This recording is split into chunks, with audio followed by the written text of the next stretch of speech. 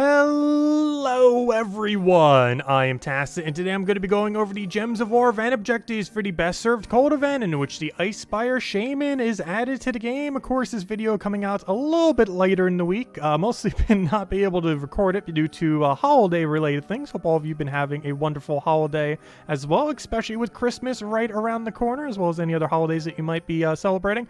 But anyways, we're going to be going over a few things, as there is still quite a few interesting things happening this week, most noteworthy being the Vault event combined with some other changes. So of course we do have a Vault event again. It's actually going through all of Christmas, the 24th, 25th, and 26th, so basically all of this weekend, which includes right now, so definitely make sure to get on that grind if you're going to be doing so. However, they have also made a pretty decent change to the Cursed Gnomes. One permanent change that they have now is they will no longer drop Vault Keys or Epic Vault Keys. Whenever you get a Cursed Gnome, it will now always drop cursed runes, so you won't ever have to worry about it randomly giving you Vault Keys instead, which is obviously not the desired loot. The other thing that they did is for the next 2 weeks they have increased the rate by about 50% or so. So this Vault event is probably the best time ever to be farming them, since it is not only a Vault event with the natural Vault event increasings, however it also has the additional 50% that they are doing for the next 2 weeks, which will extend even beyond this Vault event. However, the overlap with the Vault event will make it a fantastic time to do so. Anyways, as far as some other things that we got going on this week, we do have the Battle Crasher for a little bit extra glory. If you're going to be doing that in PvP, for the most part, you probably won't be seeing him at all. Of course, second to last week on the Talisman of the Wild Magic, so definitely make sure to finish things there, as next week will be the very last week to be able to complete out this current campaign.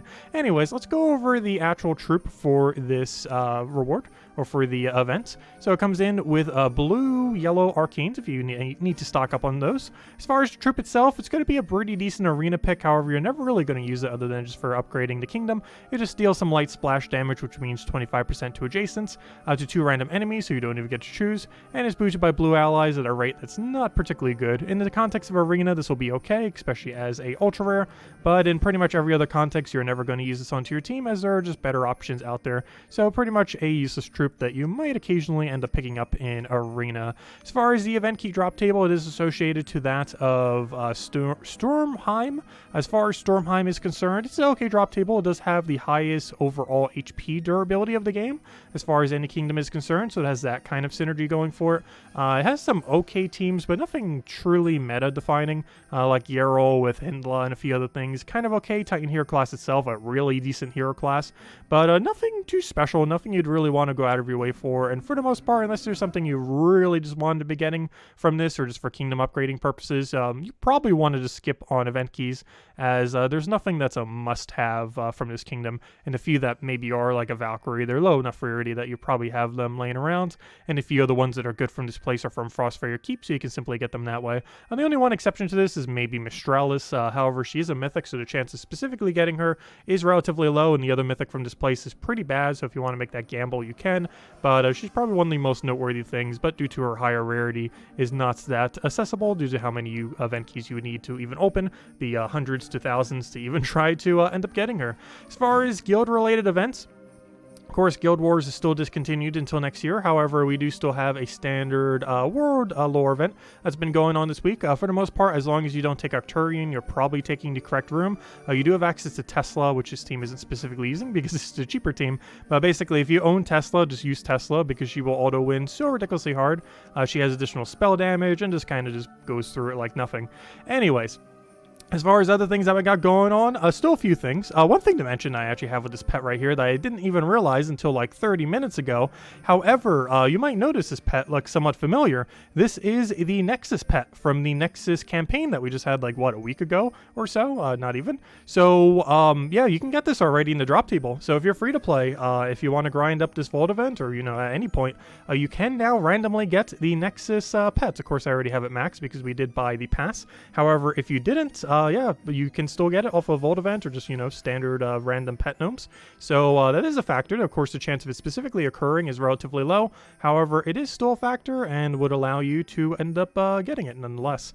Anyways, as far as other things, Of course, the Wednesday pet we ended up having this week was for the 2021 Christmas, so it ended up already happening. As far as other things that we still have going on, the most noteworthy thing is basically two. The Volt event combined with the extra buff that it has, the Volt event with the extra Cursed Gnome chance. However, specifically today, and a extremely relevant thing to make sure you end up picking up, if you go to Adventure Board and click over to the standard daily Adventure Board, you can end up seeing a special event for the holidays that is only available specifically today. Make sure you end up getting this, as this is extremely important. We'll be covering a whole video on it, though I will briefly be covering it during this video once we go over teams. However, this troop is actually pretty good. As far as what troop this is, it's right over here. If we go over to troops and head over to actually, what's the easiest way of I already forgot his name. Actually, I could just go to the team. Would be the easiest way to end up getting to it. So this troop right over here ends up dealing damage to an enemy, and then entangles them, and then pulls them to the front. So this is basically a rope dart without an extra turn, and if this was all it did, it would be extremely underwhelming, especially for 16 mana cost. As compared to rope dart, that is absolutely horrible. However, that is not why this troop is good. The reason why this troop is good is all of this. It is a 33% scroll reduction with impervious, but most notably with a triple damage. It is the only triple damage that can apply to pretty much everything that also comes with an impervious. There's a version for like towers, I think, or like raid bosses that kind of do 5 times like that. However, that's obviously super situational and is generally not usable on everything. However, triple damage skull pretty much is, as long as you end up getting a curse on them. It doesn't matter if they have impervious, you'd still be able to get the entangle down and then do triple damage. So this could become an alternative web spinner or an alternative triple damage hero. Those two options are still going to be really good in a lot of situations. However, if there's ever a situation where they're running like a freeze entangle but don't have curse or something similar, this thing might get taken out quite a bit. It'll also be used in teams that are commonly going to keep the entire enemy team 4 times entangled, which basically completely invalidates any kind of skulls, or at least greatly reduces it. If they're doing like a Doom Skull or an Uber Doom Skull, they can kind of still get through a little bit, but it'll still substantially reduce the overall amount of damage that they're going to be doing back to you. So this definitely has a lot of potential going forward, and definitely make sure to get it, because there's a lot of teams that are going to get formed around it, pretty much even Guild War teams and similar things, and probably the most relevant thing that we end up getting all week. Anyways, as far as other stuff that we have, as far as Soul Forge, there are a few things still worth crafting and still a few days to do so as well. As far as Guard's Avatar, I would probably say is my personal favorite pick from what is available. You probably see me using it a lot on Tuesday Factions. It's basically the Rowan of factions when you can't use Rowan. It's really good, especially on like brown or yellow restrictions, because you can end up using it with Surquet and Hadley in order to 50% mana start it. But yeah, basically it's just a armor buffing troop that ends up hitting all enemies, very similar to Rowan. Rowan is better in many situations. However, when you aren't allowed to use her but are allowed to use Guard's Avatar, that's pretty much when it comes out. He's also associated with Whitehelm, which is the best overall tribute kingdom in the game, having a pure glory tribute. So being able to get a mythic for there is also pretty good, especially if you haven't done so already. Aside from that, there are still 2 decent other picks that I personally don't use as much, but are definitely pretty good mana accumulating mythics. I personally do not advise going for mana accumulating mythics so early, because there's a lot of good low rarity things that can mana generate. However, not that many good things that can damage source that well at low rarity, so you normally want to prioritize damage source mythics rather than mana accumulating mythics. But if you are at the point where you feel like picking up some, Possessed King is pretty good, having a double explode off his final trait, which is the main reason why he's used. He also has the overall most amount of transform chances, having 3 individual 20% transforms. Sometimes that will be 0, however, it can trigger 3 if you get really lucky. So it has that kind of aspect. And Sycorax is kind of like all those trolls that double a specific gem, except he can do it of any choice. This is used in some loop teams, and while he is towards the slower side, is good on some color restrictions, as well as in situations like Guild Wars where you can't necessarily use Truffle twice. You can kind of end up using this and kind of have it sit in as a alternative. So it has a little bit of impervious going with it too, which is also a bit of a benefit. But I would say overall highest priority if you are going to craft anything from this week is either Guard's Avatar, Possessed King, or Sycorax, with Guard's Avatar being the overall highest in the priority list. Anyways, aside from that, weapons, I don't believe there was anything. Of course, we still got all the new curse weapons. If nothing else, grind those this week with the increased chance of curse gnomes. However, nothing really a must-have as far as picking up from weapons, unless you just want to get them for completionist sake. Nothing there is really needed to have. I guess the hammer is here. Personally, I do find the hammers to be better than the cursed breaker weapons. Not much better. There's still like the Doom Skull weapon weapons, or the Doom Skull creating doomed weapons are better, as well as all the books that get used for Guild War. But I'd probably say in the current state of the game, the third best tier of Doom weapons are the hammers. So there is that. However, it's probably worth ignoring. Just because it's just still not that good. You want to, even though they increase the rate at which you can technically end up getting things like these Forge Scrolls, they are still scarce enough that the only two weapons you're really going to be prioritizing are the Doom Skull creating Doom weapons that hit full AoE damage, and those books that get used for Guild Wars, and that's pretty much it. As it is, very few people are at the point where you can really start investing in hammers or even further than that. But anyways, as far as teams, let's go over to all of those.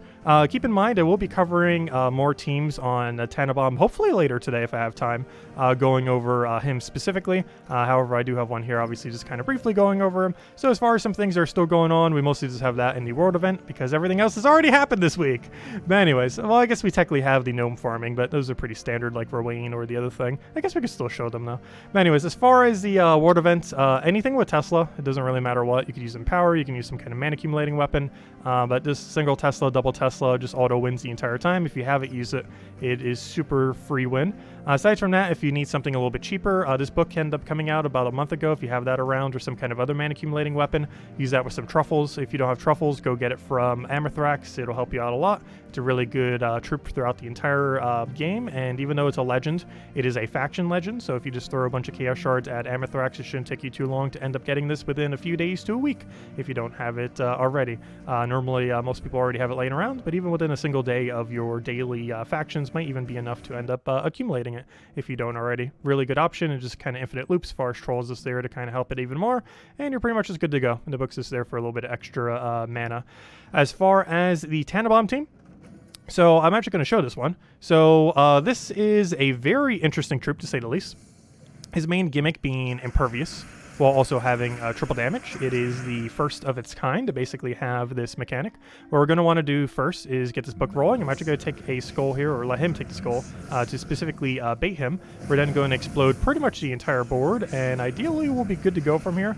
Unfortunately, it does look like we're slightly short on every single mana location where we need to have mana, so that is exceedingly unfortunate. So I'm going to have to go for another mana accumulation here, which is going to get him a little bit hit. He does have 33% reduction, so he does have that going for him, which is nice. However, he is dangerously close to dying here, but once we get this rolling, we should pretty much be good to go. Unfortunately, he might get Truffle going before we can, which is very problematic, and enough so that he has already died. Let's try this again. So this is actually interesting. We're already up against a similar team. Of course, using it with rope darts, obviously another thing that is going to be pretty good. I did feel like this team needed a little more mana accumulation though, which is why we're going more so down that route, though we got a really unlucky start there. So he has blue to green. We're going to want to deny that then by just moving out of the way. Or sorry, blue to yellow.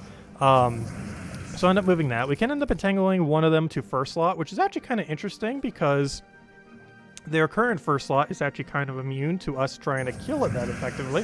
Ideally, we'd want to have convert off of one of these skull spammers, which is kind of what we're trying to do, though it just will not let me have it. We don't even have a single poke here, so we're probably just going to have to move something. I'm very tempted to go move the skull spammer. Actually, he left his rope dart open. I didn't check to see if it has immune to tangle. Does any hero class even have immune to tangle? I don't think so. So we're just going to go for that. That's not going to be able to do much because, well, it's entangled. And now, boom, we do triple damage to entangles. Unfortunately, he has impervious, but we have more damage than him. Oh, also, never mind. We have curse, so it doesn't even matter, does it? Because we end up, Elementalist, of course, having an entangle stun. Ends up synergizing with the curse to basically disable everything. So not only do we have curse, but we also have stun, freeze, burn, and entangle on them, if it wasn't already a billion things already. So do we have alignment here? This is yellow, right? So we'll just go for that, take the yellow there. Ideally, we have follow up on the green. Guess what we do? But we already won before we could even do it. But yeah, this tree, really insanely good. And definitely make sure to end up getting it today. It's probably the most relevant thing that ended up coming out for the holidays and is 100% free. You just have to go clear out those battles there and it will just end up giving it to you. Aside from that, there are kind of two other teams I just want to show real quick, and these are mostly just so for the for the weekend farming. So there are two really common teams that get used for this. The first is, of course, the one you probably see me using the most, is the double Ironhawk team. If you happen to have double Ironhawk, which is Sister Superior, Dust Devil, and double Ironhawk, ends up working out really quick, ends up getting the job done just for insta kill. You do this on Explore 1 and something like Cinder Mirage, and will give you a lot of gnomes at the quickest possible rate. Another option that you can end up going for is more so a Rowan route, where you use any weapon in first slot with pretty much any hero class with a +2 blue. Actually, I might as well change the banner accordingly, but to a +2 blue, green, -1 yellow, which is specifically this one right over here, mostly because of its synergy with Leprechaun. Then you set whatever weapon you want, and this one works up to about Explore 3 or 4 or so. And if you want to do 5 or 6, there is the standard Phoenicia team, of course, which is just Black Manacle or any weapon in first slots, and the main premise of the team is using Phoenicia, Mirage Queen, and Leprechaun with any hero class that has a Red Storm option, and you end up killing with that, just doing a one-shot Phoenicia, and that can do Explore 5 and 6. So Phoenicia for 5 and 6, this for the quickest on Explore 1, ideally in some place like Cinder Mirage or some similarly weak location, or you have like the Explore 3 or 4, doing it with Rowan, and those are pretty much the main ones that you want to be prioritizing for quick killing all of the gnomes this Vault Event weekend if you're going to be farming any this holiday season for the extra rate that's currently available for the holidays. But anyways, guys, that'll wrap it up for this video. If I have time, I do want to go and end up getting a video out for the new tree to see exactly what other things you could do. Obviously very viable, highly advised messing around with it, though it's probably higher priority to farm while you have time this weekend, but I do kind of want to just mess with it a little bit, as it definitely has some potential going forward, and it's going to be pretty meta. It's definitely like A tier, S tier kind of area. It might even be S. It seems very strong. The fact that it can synergize with entangle is kind of crippling to the enemy team, since 4 times entangling the entire enemy team kind of makes you pretty immune to skulls.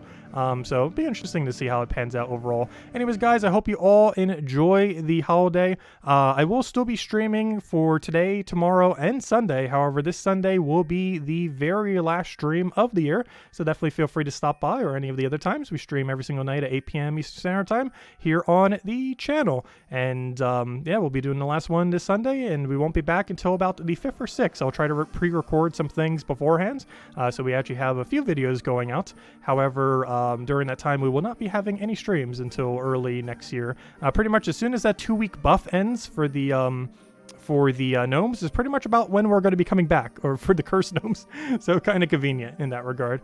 But anyways, guys, I'll catch you later. Enjoy the holidays, and I'll see you soon. Goodbye, everyone, and thanks for watching.